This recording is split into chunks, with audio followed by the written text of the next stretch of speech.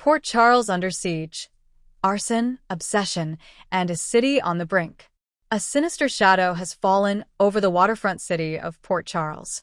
In a series of events that have left the community reeling, the beloved LGBTQ+ safe haven, Charlie's Pub, was horrifically firebombed.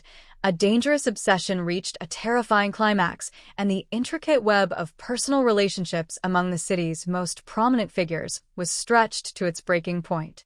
The episode, a maelstrom of drama and danger, peeled back the layers of simmering conflicts, revealing the volatile currents of hatred, manipulation, and desperation that flow just beneath the city's surface. What began with a hopeful celebration of a christening has devolved into a citywide crisis, leaving residents and viewers alike questioning who is safe and what new war is about to erupt on their streets. The blaze of hatred, a deliberate attack on a symbol of hope. The day had started with a semblance of peace at the sprawling Coeur d'Alene estate. Family and friends gathered to celebrate the christening of baby Daisy, the cherished infant of Sasha Gilmore Corbin and the late Brando Corbin, with Michael Corinthos standing proudly as a central figure in the child's life. Even the typically stoic Jason Morgan, a man more accustomed to the shadows than to family gatherings, was present, sharing a rare, tender moment as he held the baby, accepting the new title of Uncle Jason. Yet, this fragile tranquility was destined to be shattered. A seemingly innocuous phone call pulled Christina Corinthos Davis away from the reception. Her manager was on the line with a scheduling issue at her bar, Charlie's Pub, a vibrant establishment that had become more than just a business. It was a beacon of inclusivity and a sanctuary for many in Port Charles. Christina's early departure set the stage for a tragedy that would send shockwaves through the entire city. Upon arriving at the pub, she was met not with a simple staffing problem, but with a scene of utter horror. Under the cover of darkness, two masked assailants, their identities concealed behind ski masks and their intentions cloaked in malice, had executed a chillingly coordinated attack.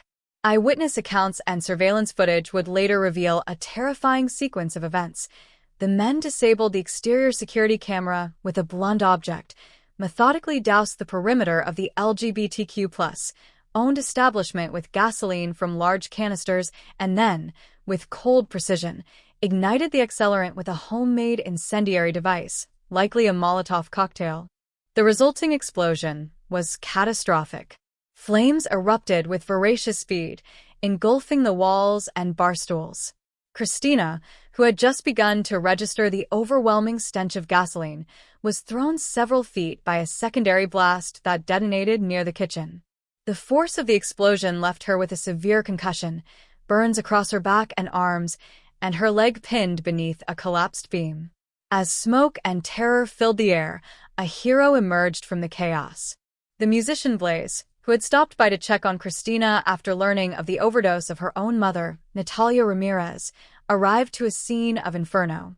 Without hesitation, Blaze rushed into the burning building, her own safety an afterthought, and heroically pulled the injured Christina from the flames. The sight of Blaze carrying her girlfriend from the smoldering ruins, smoke curling around them, was a powerful image of love in the face of unspeakable hate. The official response was swift, but the questions were far more complex than the crime itself. At a hastily assembled press conference, a grim-faced Detective Harrison Chase addressed the media, his words confirming the city's worst fears. "This was organized," he stated, his voice steady but laced with gravity. "It was intentional, and it was personal." The deliberate nature of the firebombing immediately sparked a firestorm of speculation. Was this a targeted hate crime, a brutal message sent to Port Charles's thriving LGBTQ+ community? The targeting of Charlie's, a known safe space, certainly pointed in that direction. Another prevailing theory centered on the city's ever-present criminal underworld. Christina is the daughter of mob kingpin Sonny Corinthos. This attack could easily be a mob message, a warning to Sonny delivered by striking at what and who he holds dear. A third, more recent conflict also presented a plausible motive: the escalating feud with media magnate Warren Sidwell. Christina had recently and very publicly challenged a zoning decision backed by Sidwell Media, a move that many believed was designed to push queer-owned businesses out of the downtown district. Could this be Sidwell's violent retaliation for her defiance? The community, shaken but not broken, responded with an outpouring of support. Vigils were held outside General Hospital, where Christina was fighting for her life. A crowdfunding campaign to rebuild Charlie's Pub was launched and, in a testament to the bar's significance, surpassed $100,000 in just 24 hours. "They may have burned our bar, but they won't burn our spirit," one patron tearfully told a local news crew, capturing the resilient sentiment of many. Inside the hospital chapel, a visibly distraught Blaze lit 2 candles, one for her overdosed mother and another for her injured girlfriend. "You both deserved better," she whispered, her voice thick with grief and resolve. "And I'm not done fighting." Her quiet vow echoed the growing determination of a city refusing to be cowed by terror. A dangerous obsession, the unraveling of Natalia Ramirez. While the city grappled with the fire at Charlie's, another deeply personal drama was hurtling towards its own tragic conclusion. The confrontation between Sonny Corinthos and Natalia Ramirez, Blaze's dangerously unstable mother, laid bare a frightening delusion. Sonny, attempting to extricate himself from Natalia's increasingly obsessive grip, had made it painfully clear that their brief, manufactured flirtation was over. He had no intention of leaving his life, his family, and his empire in Port Charles to start a new life with her in Belize, a fantasy she had constructed and clung to with desperate conviction. "My life is here," Sonny stated firmly, trying to cut through her distorted reality. But his words fell on deaf ears. In response, Sonny took decisive action, instructing his trusted goon, Paul, to escort Natalia to her hotel suite, ensuring she would not cause a further scene. He had even arranged a house and money for her, a severance package intended to remove her from his life permanently. It was a move born of necessity, but one that would have unforeseen and devastating consequences. Isolated in her Metro Court suite, Natalia's fragile psyche shattered completely. A disturbing sequence of events unfolded as she began a desperate cocktail of prescription medication and alcohol. Her descent was chronicled in a series of garbled, guilt-laden text messages to her estranged son, Marco Rios, which were witnessed with growing alarm by Dr. Lucas Jones. Lucas, who was with Marco at the time, recognized the signs of a full-blown crisis. He warned the young man that the incoherent texts, a familiar pattern of his mother's, might represent his final opportunity to intervene. "This might be your last chance to get through to her," Lucas cautioned, his words hanging in the air with chilling prescience. The warning proved prophetic. As Marco frantically texted his mother that he was on his way to her, Natalia succumbed to the overdose, collapsing unconscious on her couch. The scene created a harrowing cliffhanger, leaving her fate hanging in the balance.